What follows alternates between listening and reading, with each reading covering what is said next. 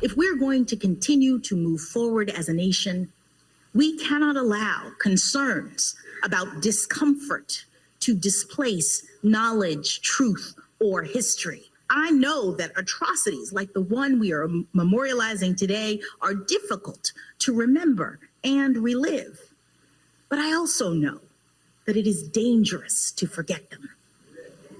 We cannot forget, because the uncomfortable lessons are often the ones that teach us the most about ourselves. That was, of course, the first Black woman to serve on the Supreme Court, Justice Ketanji Brown Jackson, member of Delta Sigma Theta Sorority Incorporated, I should add, speaking today at the 16th Street Baptist Church in Birmingham, Alabama. On this date, 60 years ago, 3 weeks after the 1963 March on Washington, just before 11 a.m. on a Sunday, a dynamite bomb planted by Ku Klux Klan members exploded during the church's annual Youth Day. Dozens of congregation members were injured in the blast. While in the church basement, 4 young girls were killed, 14-year-olds Addie Mae Collins, Cynthia Wesley, and Carol Robertson, and 11-year-old Denise McNair. A 5th little girl, Addie Mae's sister Sarah, survived the explosion.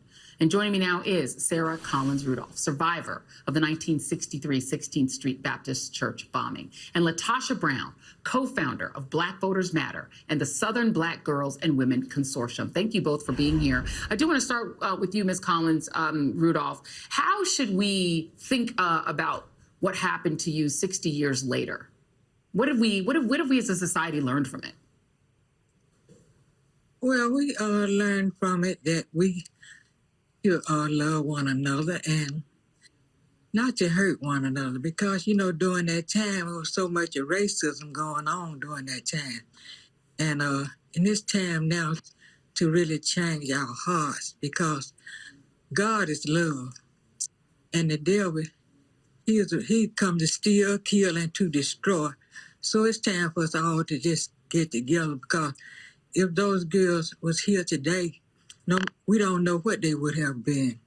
So it's time for to stop all the violence.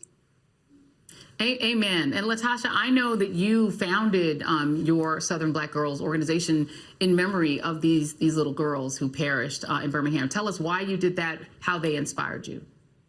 You know, growing up in Alabama, you know, as a little Black girl, when I'm thinking about even the term, when you say little Black girls, oftentimes the only time that that's said and is associated with is this terrible thing that happened to these children, that the kind of hate that actually kill these children, we still see that on some level, even in our communities, where we actually see in schools the adultification of young girls, where we see the marginalization of Black women and Black girls, when you look at funding in the South and the lack of funding in the South and the support that Black women and girls see. And so that was part of it. Part of it was being inspired by the legacy of those young women, but also was around how can we build a better society that Black girls and all children will be safe. And Ms. Collins Rudolph, let me ask you this, because there is a thing that we're talking, having these conversations about reparations, and there are people who are living witnesses and victims of the horrors of the past that people are now trying to hide and bury. And I wonder for you, have you ever received compensation from the state of Alabama? Has anything been done to try to make right what was done to you and your sister and your friends? No, I never received any compensation, and I know that I deserve it because of what our leaders was. They was all about racism and hate during that time, but yet they hadn't given me anything. And you know, I had lost my right eye in the bombing, so I know that I should be getting compensation for my injury. I mean, you should. And, you know, LaTosha, this is the thing. You think about the history and sort of all that went into it. You had Governor George Wallace 10 days before these girls were murdered saying what this country needs is a few first-class funerals and some political funerals, too. Eventually, the 3 of the Klan members who were involved in this bombing were convicted, 1 in 1977, 1 in 2001, and 2002. They all did die in prison, so there was some justice. And then, more irony, Doug Jones, the former senator from Alabama, was the prosecutor in that that case. So these are not ancient histories. Doug Jones was literally then the senator from Alabama. Do you feel sometimes in doing the work that you do that we take for every 2 steps forward, like 3 steps back, because we don't seem to be able to get past the ugliness of the era that Ms. Collins Rudolph suffered in?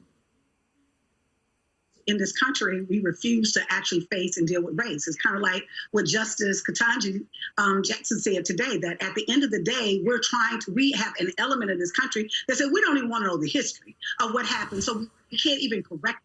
And so what we have to really be able to recognize is it wasn't just what happened then, the hatred that happened then that led to their death. We're seeing that same kind of rhetoric from people who are running for president. We're seeing that from President Trump. We're seeing that from DeSantis, that at the end of the day, that racial hate leads to violence and to the killing and the murder of innocent people, just like those four girls. If we're not standing up against DeSantis and his ilk in this moment, we're just as guilty. We have blood on our hands.